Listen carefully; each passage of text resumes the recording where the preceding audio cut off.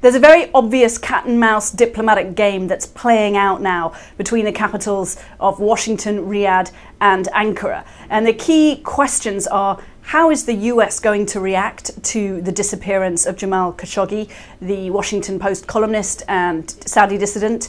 And what level of responsibility is Saudi ultimately going to take for his disappearance and perhaps indeed his killing?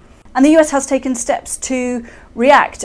Stephen Mnuchin, the US Treasury Secretary, as of today is not going to the so-called Davos in the desert. That's an investment conference that's held in Saudi Arabia that last year the Saudis claimed brought in 25% of the global economy in terms of who was actually represented there. And this year, finance ministers from the UK, from France, from Holland, and now the equivalent from the US have all pulled out, along with a host of big hitting commercial companies. That conference still has enough people to go ahead, but it's clear that the US is sending smaller public signals to Saudi Arabia that they're not happy.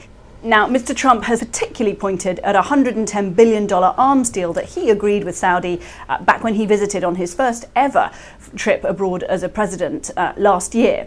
Now, not all of that money has come through yet. It's actually a 10-year deal. Some people say it's a joke deal, but $14.5 billion has already come through. That's for tanks, munitions, helicopters, training, and I'm told by sources that there is more going through Congress even right now, although it hasn't yet been officially announced. That means a huge amount of money is on the table for the US and for all the things that Trump has promised his base, the defense industrial complex. He says 450,000 jobs are at stake through that deal alone in nearly every state in America.